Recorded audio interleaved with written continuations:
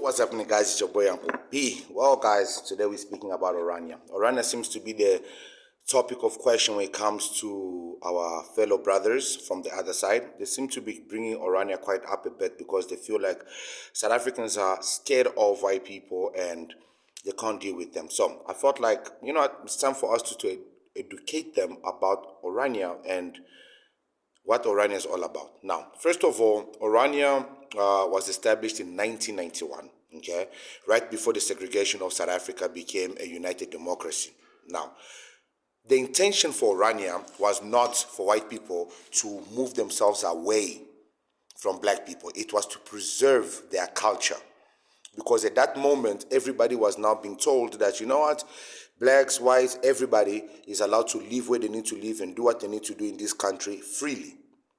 So this group of white people decided, you know what, okay, we don't have a problem with that. So because we also want to preserve our culture, they bought a private land, where they established their home.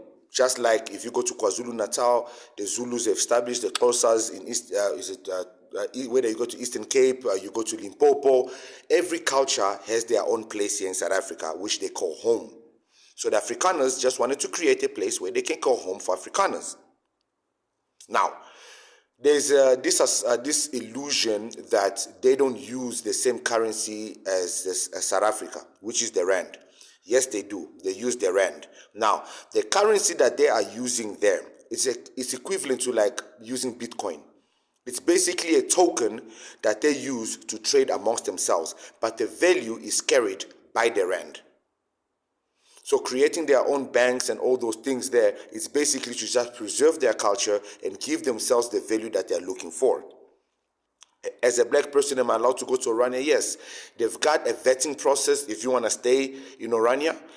And those are their rules. The said parties, the other individuals don't understand this. So guys, I'm going to play a video that I found on Orania, and hopefully this educates these individuals about this. But I doubt they're going to watch this video all the way. So, here you go, guys. Enjoy this video.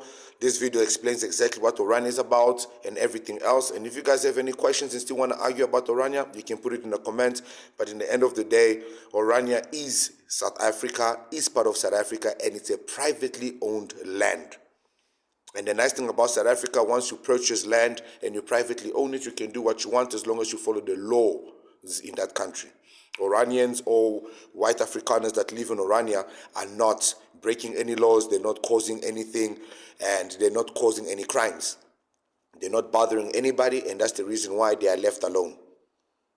If you're not bothering anyone in South Africa, you are left alone. When you start bothering people, like the Nigerians are, that's why you are not left alone. Nigerians are not bothering Angolans. They're not. South Africans are not having arguments with Angolans. South Africans are not having arguments with Tanzanians. They're not fighting with Egyptians. They're not fighting with Moroccans. They're fighting with Nigerians. Why? Because they're not happy with what you guys are doing in their country.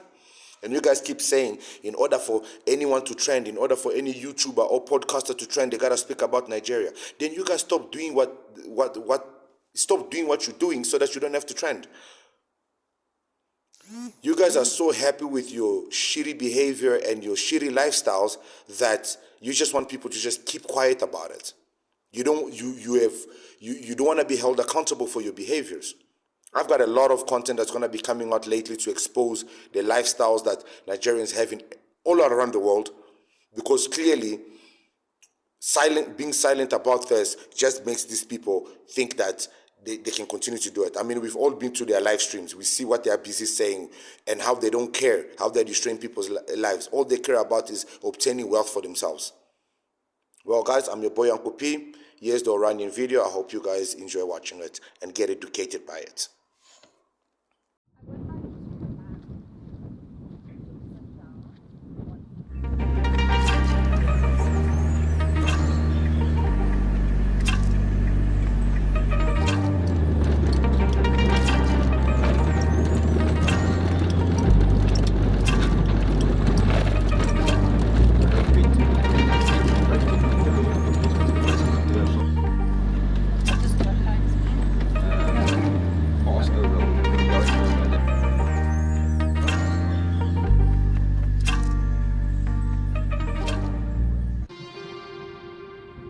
It's a community that does deliver all its services without a cent of money from the government, where we on a very practical level build a future for ourselves where we can be free and be safe and so on.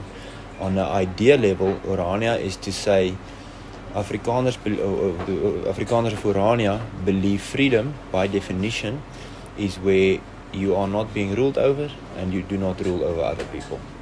And that is the essence of Orania. We have never tested the race of anyone applying to Orania. Nowhere in our policy is there any mention of race, of the color of people's skin and so on. There's a very strong emphasis on culture. That's the first thing I want to say. Secondly, I want to say, if you want me to quantify it in those terms, the people who live in Orania are fair-skinned. They are light-skinned people. They are mostly of European descent. But we also see Afrikaners as a group of people who came from Europe but who are in South Africa for 400 years now, part of this continent. We see ourselves as part of this continent. Thirdly, I want to say, as part of an easy answer, is anyone can apply, but the community has to accept who comes here. So that is also an honest answer. There's no person that I know of in Orania, and yet again we've never tested anyone's race or something like that. It's absurd. But there's no person that I know of in Orania that would identify themselves as a black South African. People in Orania are white. Afrikaners are a specific group of people. We put the emphasis on culture because that's what Orania is about. But to an extent, I don't know of any people who truly identified as an Afrikaner who are a black person or a person of color or so. Is Orania a racist community? No. Will you find racists in Orania? Most certainly. You'll find racists everywhere in the country, in every corner, in every town, in every city. There are racist people. The Orania idea inherently is not a racist idea. It is an idea that says Afrikaners have a right, in regards to Article 235 of the Constitution, we have a right to cultural self-determination. We believe, we will build out on that right. It's a project where Afrikaners say, listen, we have the right to be on our own side and build our own future. Is it racist inherently? No. Will you find racists here? Yes, like in any other place. But the Orania idea is not racist, and we will never let it become purely that, ever. You may ask a lot of people what they think about the new South Africa, and they will say, well, for people in Orania, they will say they don't like it, they reject it and so on. That's not because they are a racist people or they are against the other races of South Africa. They see the new South Africa as a system which they don't like, which they don't agree with. They have very quickly saw through this kind of idealistic utopian idea of a rainbow nation where diversity is supposedly celebrated, but being diverse is not allowed. Being an Afrikaner, being truly that, being a specific group is not something celebrated. Being just in this grey South African mass, that's celebrated. What are you? You are a South African. What is a South African? Well, it's very hard to define. We believe in specifics. We believe in Afrikaner can have a Christian faith. It can have a set of traditions which is unique to it. We also believe the Xhosa and the Zulu people have a set of traditions that's unique to it that maybe we don't associate with it. But that is diversity. Being forced into a South African system, that is something that most people in Orania do not like. I wanted to know more about the place, and I knew, the like you said, the culture and so on. It was our own people's culture.